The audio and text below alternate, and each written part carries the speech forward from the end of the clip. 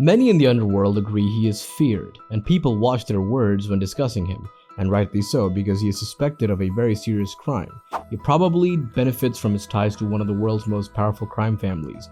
Today we're delving into the chilling world of organized crime as we explore the life of one of the most feared gangsters to ever rule the streets of Amsterdam.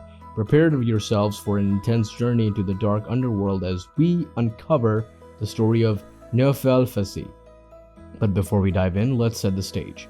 Amsterdam, known for its picturesque canals and vibrant culture, also harbors a hidden side, a world of crime and clandestine dealings. At the center of all it was Noffel, a notorious figure whose name struck fear into the hearts of many. How did they, once minor criminals in Amsterdam, become associated with the Kinahan family? Nouffel's childhood. This is Noffel, also known as Nouffel's story. Because of his posture, Noufel is also known as Nadal or Belly. He was born on September 9, 1980 in Rotterdam, the Netherlands, but grew up in and around Amsterdam. From 1991 to 1996, Noufel attended Panterij School in Amsterdam, a city near Amsterdam. Panterij is a school for difficult students. Noufel has had a tendency to erupt in rage and exhibit aggressive behavior since he was a child.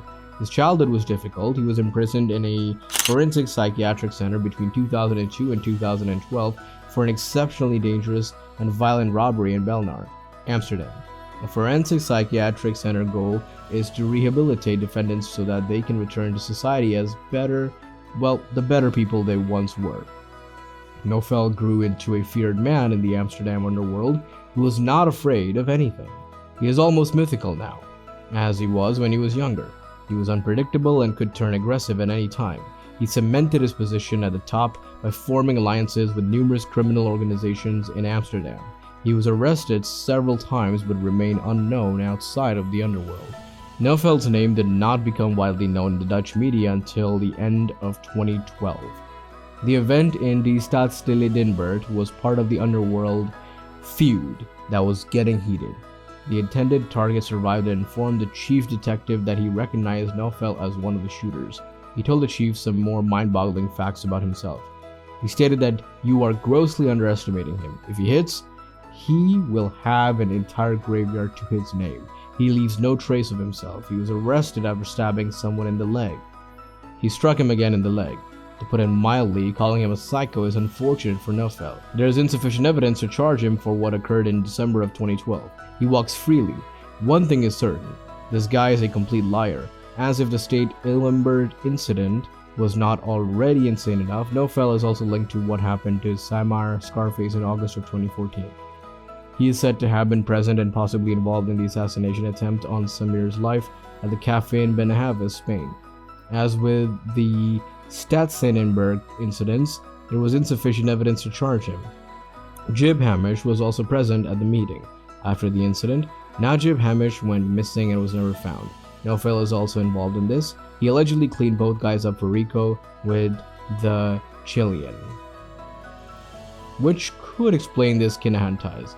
Another intriguing Noufel-related incident occurred on November 5, 2015, in Diamond, and involved a man named Peter R.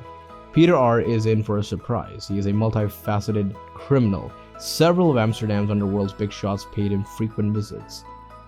On November 5th, Peter steps into his mother's gray Opel Antara car. As he gets inside and starts the car, a Volkswagen Golf comes racing towards him. Two men open fire on him. Peter slammed on the gas and raced down the sidewalk, through the bushes and into a small pond. He got out of the car and stayed underwater until he did not hear any more shots.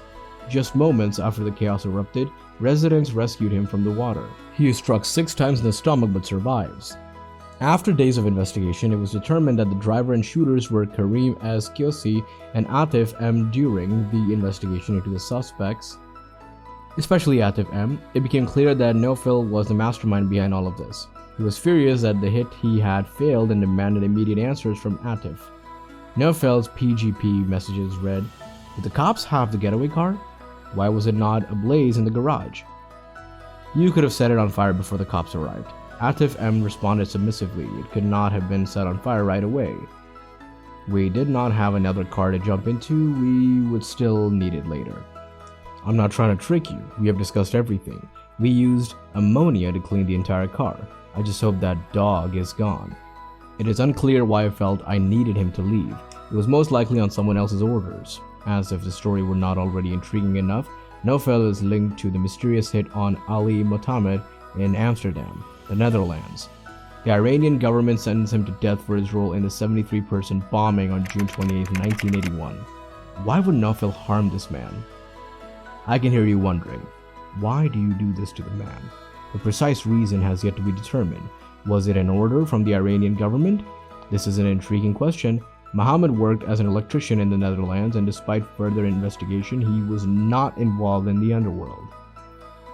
According to the Dutch Department of Justice, it is clear that Noffel acted as an intermediary following the seizure of the Canadian servers used to send encrypted messages. On November 15, 2015, the guy messaged Randall D saying he had a nice job for him. Randall D is a fascinating figure in the Amsterdam underworld, who has been linked to a number of hits. The decline. Noffel continues, the target is some Turkish guy in Emir, in his 40s. He drives a white van and I have no idea why he has to sleep. That does not bother me. He goes on to say, at 7 o'clock in the morning, he goes to his job. He then tells Randall that he needs to fix a house in Elmere that was intended for the shooters to hide the job. 10 days later, Randall D is arrested for the hit on a criminal from Amsterdam named Lucas Boom. Lucas Boom was a confidant of Willem Holledier, but that is another story. The Dutch General Intelligence and Security Services have always suspected that the Iranian government ordered this, but there is not enough evidence to back this up.